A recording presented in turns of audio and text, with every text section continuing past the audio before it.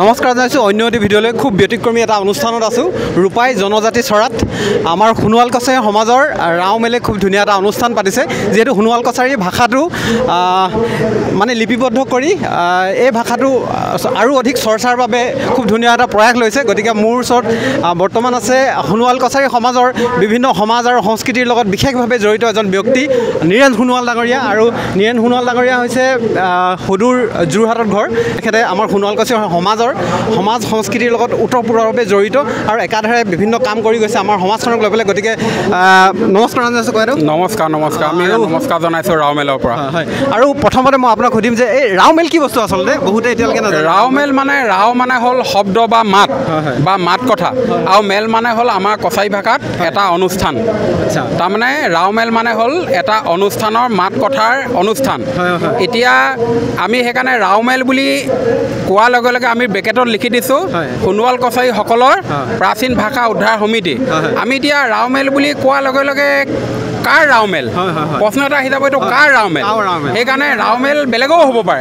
সেইকাৰণে আমি ব্ৰেকেটত উইদিন ব্ৰেকেটত লিখিছোঁ যে সোণোৱাল কছাৰীসকলৰ প্ৰাচীন ভাষাৰ উদ্ধাৰ সমিতি ৰাও মেলতে ৰাও মানে হ'ল শব্দ মাত কথা এইটো বুজায় আৰু মেল মানে হ'ল এটা অনুষ্ঠান এইটোৱে হ'ল ৰাও মেল আৰু বিশেষভাৱে কওঁ এতিয়ালৈকে ৰাও মেলে দুখনকৈ কিতাপ উন্মোচন কৰিছে আমি এই নেওতাখন আমি 2018 চনত আমি প্ৰকাশ কৰি উলিয়াইছিলোঁ ইয়াত সম্পূৰ্ণ সোণোৱাল কছাৰী প্ৰাচীন ভাষাত 1, 2, 3, 4 পৰা 100লৈকে আমাৰ শব্দ ইয়াত সংখ্যা দিয়া আছে ইতিমধ্যে এই কিতাপখন আমাৰ 2টা সংখ্যা মানে হেৰি হৈছে এই প্ৰকাশ কৰা হৈছে মানে 2টা এডিশ্যন মানে প্ৰকাশ হৈ গৈছে ইতিমধ্যে সোণোৱাল সমাজে এইখিনি ভাষা যিখিনি ইয়াত লিপিবদ্ধ আছে মানে যিখিনি সংখ্যা এইখিনি অতীজৰ পৰা ব্যৱহাৰ কৰি আহিছে এইখিনি আমি সোণোৱাল কছাৰী ৰাও মেলে যেতিয়া অধ্যয়ন কৰিলোঁ অধ্যয়ন কৰাৰ পিছত আমি যেতিয়া পুলীয়া কছাৰী নন্দীৰাম কছাৰী আৰু গম্ভীৰ শইকীয়াক আমি এই তিনিজন মূল উৎস তেওঁলোকক আমি যেতিয়া এই অইলাখলৈ গতি কৰিলে অইলাখলৈ গতি কৰাৰ পিছত তেখেতলোকে এই বস্তুবোৰ সংৰক্ষণ কৰি থৈ গৈছিলে সংৰক্ষণ কৰি থোৱাৰ পিছতে আমাৰ এই অনুষ্ঠানৰ এজন মূল উৎস ব্যক্তি যি গোটেই ৰাও মেলৰ প্ৰক্ৰিয়াটো বহু আগলৈকে জাতিটোৰ ভাষা উদ্ধাৰ কৰাত সহায় কৰিছে তেখেত হ'ল খটুৱাৰ ডিৰাকৰ জগত হাজৰিকাই এই তিনিজন ব্যক্তি আমাৰ নন্দীৰাম কছাৰী পুলীয়া কছাৰী আৰু গম্ভীৰ শইকীয়াদেৱ তেখেতলোকৰ যিখিনি সমল আছিল সেইখিনি প্ৰাথমিক হিচাপে লৈ পেলাই তেখেতে প্ৰণালীবদ্ধভাৱে অধ্যয়ন কৰিবৰ কাৰণে ৰাও মেল গঠন কৰাত আগভাগ ল'লে আৰু ৰাও মেল আগভাগ গঠন কৰাৰ পিছতেই আমি অসমৰ বিভিন্নজন ব্যক্তি লগ লাগি বিভিন্ন ঠাইত শব্দবিলাক আমি অধ্যয়ন কৰি পেলাই প্ৰণালীবদ্ধভাৱে আমি চাই চিতি এইখিনি সোণোৱাল কছাৰীয়ে যে অতীজত ব্যৱহাৰ কৰা সংখ্যা গণনা আছিলে সেই কথাটো আমি নিশ্চিন্ত হ'লোঁ ইমান এটা ভাল কথা যিহেতু আমাৰ সোণোৱাল ভাষাৰ কথাবিলাক মুখে মুখে প্ৰচলিত হৈ আহিছে কিন্তু ইয়াত লিপিবদ্ধ হিচাপে যিসকলে নৱপ্ৰজন্ম তেখেতলোকে চাব পাৰিব ইয়াৰ পৰা যিসকলে নাজানে ইয়াৰ পৰা শিকিব পাৰিব যিহেতু নৱপ্ৰজন্ম আমি বহুখিনি চৰ্চাৰ পৰা বিৰত থাকোঁ গতিকে খুব ধুনীয়াকৈ লিপিবদ্ধ কৰিছে দ্বিতীয়খন গ্ৰন্থৰ কথা অকণমান কওক আজি আমি যিহেতু আমাৰ সোণোৱাল কছাৰী প্ৰাচীন ভাষাৰ আগতে আমাৰ শব্দ মাত কথাবিলাক কেনেকুৱা আছিল বা আমি ভাতক কি শব্দ কওঁ কিতাপক কি শব্দ কওঁ এই বস্তুবিলাক যিহেতু আমাৰ সমল আছে আমাৰ আগৰ দেউতাসকলে আজাসকলে যিহেতু কৈ গৈছে সেইকাৰণে তাৰ মূল আঁত ধৰি পেলাই আমি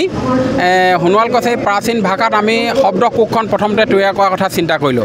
শব্দকোষখন তৈয়াৰ কৰাৰ লগে লগে ইয়াৰ লগত গ্ৰামাৰ মানে ব্যাকৰণিকো কিছু সম্বন্ধ আছে যিহেতু এটা ভাষা হ'বলৈ হ'লে তাত প্ৰত্যয় যোগ হ'ব লাগিব কিছুমান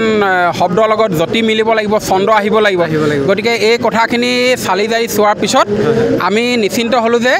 সোণোৱাল কছাৰী প্ৰাচীন ভাষাত আমি এখন শব্দকোষ তৈয়াৰ কৰিব পাৰিম আৰু 2018 চনৰ পৰা আমি প্ৰণালীবদ্ধভাৱে এইখিনি অধ্যয়ন কৰাৰ পিছত আজি ৰাওখ তাৰমানে সোণোৱাল কছাৰী শব্দৰ কোষ আমি ভাৱেল মানে স্বৰবৰ্ণ পাঠটো আজি প্ৰকাশ কৰি উলিয়াইছোঁ খুব ধুনীয়াকৈ ককাইদেৱে কথাবিলাক কৈছেই কিদৰে কিমান চিন্তা চৰ্চাৰ মাজেৰে কিমান অধ্যয়নৰ মাজেৰে আচলতে এই গ্ৰন্থ দুখন প্ৰকাশ পাইছে আৰু বৰ্তমান আপুনি নৱপ্ৰজন্মৰ সোণোৱাল কছাৰী সমাজক লৈ পেলাই কি ক'ব আমি এতিয়া সোণোৱাল কছাৰী নৱপ্ৰজন্মক আমি কাটৰ আহ্বান জনাইছোঁ মানে খুব অন্তৰৰ পৰা আমি আবেদন জনাইছোঁ এইটো কাৰণে কাটৰ বুলি কৈছোঁ লৈছোঁ সোণোৱাল কছাৰী নৱপ্ৰজন্মই আমাৰ যে এটা ভাষা আছিল সেই কথাটো পাহৰি গৈছে তেওঁলোকে অন্য ভাষা ভাষীৰ লগত সংমিশ্ৰণ হোৱাৰ পিছত নিজৰ ভাষা আৰু সংস্কৃতি এই দুইটা এতিয়া কি হৈছে প্ৰায় এৰাই চলাৰ নিচিনা হৈছে সেইকাৰণে আমি তেওঁলোকক অনুৰোধ জনাওঁ এতিয়া আমাৰ সোণোৱাল কছাৰী যি কৃষ্টি সংস্কৃতি আছে সেই কৃষ্টি সংস্কৃতিৰ লগত সোণোৱাল কছাৰী নৱপ্ৰজন্মই প্ৰায় ওতঃপ্ৰোতভাৱে জড়িত হোৱা আমি দেখিছোঁ আমাৰ বাইথ পূজাৰ পৰা আৰম্ভ কৰি আমাৰ লগ বিহু হওক হাইদাং হুঁচৰি হওক বা হৰদেউ পূজাই হওক এই গোটেইখিনিৰ লগত এতিয়া প্ৰায়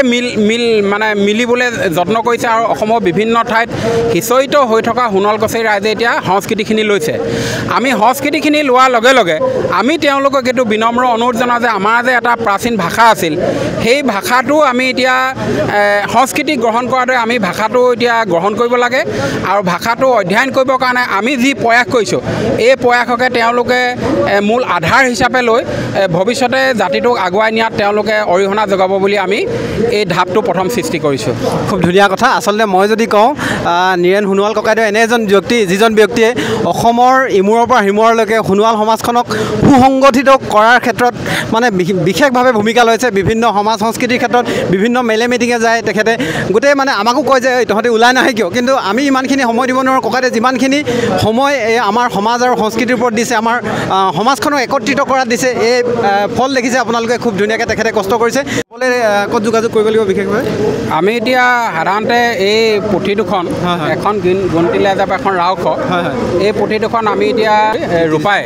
ৰূপাই জনজাতি জীয়নী চোৱাটোৱে হ'ল আমাৰ সোণোৱাল কছাৰী ৰাওমেলৰ এতিয়া মুখ্য কাৰ্যালয়ৰ দৰে হৈ আছে আমি ব্যৱহাৰ কৰিছোঁ আমাৰ মুখ্য কাৰ্যালয়ত নেপালেও আমি কিতাপত আমাৰ সম্পূৰ্ণ ঠিকনা দিয়া আছে সেই ঠিকনাত যোগাযোগ কৰিলে আমি কিতাপ পঠাই দিয়া ব্যৱস্থা কৰিম বুলি ভাবিছোঁ আৰু ইতিমধ্যে আমাৰ গুণতি লাইজাপ আমি দুটা সংস্কৰণ আমি প্ৰকাশ কৰি উলিয়াইছোঁ এতিয়া দুইটাই আমাৰ কিতাপ প্ৰায় শেষ হৈছে আমাৰ ওচৰত 100মান কিতাপ আছিলেগৈ আজি সেয়াও কিতাপ যথেষ্ট বিক্ৰী হৈছে আৰু আমি এই ৰাওখখনো আমি তেনেধৰণে আমি সোণোৱাল কছাৰীসকলৰ যিবোৰ সাংস্কৃতিক অনুষ্ঠান এতিয়া তৈয়াৰ হয় তেওঁলোকে বিভিন্ন ঠাইত উদযাপন কৰে পালন কৰে আমি তাত বিকাৰ কথা ভাবিছোঁ আৰু তেনেকৈ আমি ৰাইজৰ মাজলৈ লৈ যোৱা কথাটো ভাবিছোঁ খুব ধুনীয়া কথা অসমীয়া ইয়াৰ লগতে আমাৰ আৰু এটা পৰিকল্পনা আছে আমি 2024 চনৰ ভিতৰতে আমি পঞ্চনাদ অৰ্থাৎ ব্যঞ্জন বৰ্ণ পাৰ্টটো আমি ৰাওখ সম্পূৰ্ণ পূৰ্ণাংগ কিতাপখন কৰাৰ কথা ভাবিছোঁ আৰু ইতিমধ্যে আমি ৰাওমেলৰ ভালেকেইজন বিষয়াৰ লগত আমি অফিচিয়েলি আলোচনা কৰিছোঁ যে আমি ৰাওখ কিতাপখন পূৰ্ণাংগ হোৱাৰ লগে লগে আমি অসমৰ বিভিন্ন ঠাইত আমি ৰাওখ এই অভিধানখন পঢ়াব পৰাকৈ আমি কিছু মানুহক আমি বাছি বাছি নিযুক্তি প্ৰদান কৰিম আৰু আমাৰ ৰাওমেলে সেইখিনি ভৰণ পোষণ ব্যৱস্থাৰ পৰা আৰম্ভ কৰি সেইখিনি মেনেজ যিখিনি কৰিব লাগে সেইখিনিও আমি কৰাৰ কথা ভাবিছোঁ হয়তো 2025 চনৰ পহিলাৰ পৰাই আমি আমাৰ ৰাওখ আৰু গুণটি লাইজাপ পঢ়াব পৰাকৈ আমি বিভিন্ন অঞ্চলত আমি শিক্ষক নিযুক্তি কৰিম বুলি আমি ৰাওমেলে এইটো নিজাকৈ সিদ্ধান্ত লৈছোঁ আৰু আমি আহ্বান জনাইছোঁ ৰাওমেলে আমি যিখিনি কাম কৰিবলৈ গৈ আছোঁ বা যিখিনি কাম জাতিটোৰ কাৰণে কৰিছোঁ এই কামখিনি কৰাত আমাৰ যিহেতু সোণোৱাল অট'নমাছ কাউন্সিল এখন আছে আমাৰ স্বায়ত্ত শাসন এখন আছে তাত আমাৰ গভৰ্ণমেণ্টৰ বিভিন্ন ফাণ্ড আছে আমাৰ গভৰ্ণমেণ্টে আমাৰ ৰাওমেলক বিভিন্ন ধৰণে আৰ্থিক সাহাৰ্য দিব পাৰে আৰু ইতিমধ্যে সোণোৱাল কছাৰী স্বায়ত্তশাসিত পৰিষদে অন্য বিভিন্ন অনুষ্ঠানক তেওঁলোকৰ কাৰ্যসূচীবোৰ চলাই নিবৰ কাৰণে বিভিন্ন ধৰণৰ বিত্তীয় সাহাৰ্য দি আছে বুলি আমি জানিছোঁ আমি আজি আপোনালোকৰ এইটো যোগেদি আমি বৰ্তমান সোণোৱাল কছাৰী স্বায়ত্তশাসিত পৰিষদৰ যিসকল বিষয়া আছে কাৰ্যবাহী মুখ্য সদস্যৰ পৰা আৰম্ভ কৰি শিক্ষা বিভাগৰ যিজন কাৰ্যবাহী সদস্য আছে সকলোকে আমি আহ্বান জনাইছোঁ আৰু সোণোৱাল কছাৰী আমি অন্য জাতীয় সংগঠনকো আহ্বান জনাইছোঁ তেওঁলোকে সকলোৱে যেনে কাউন্সিলৰ লগত এটা দিহা পৰামৰ্শ কৰি আমাৰ ৰাওমেলক অলপ আৰ্থিক সাহাৰ্য দি ৰাওমেলকো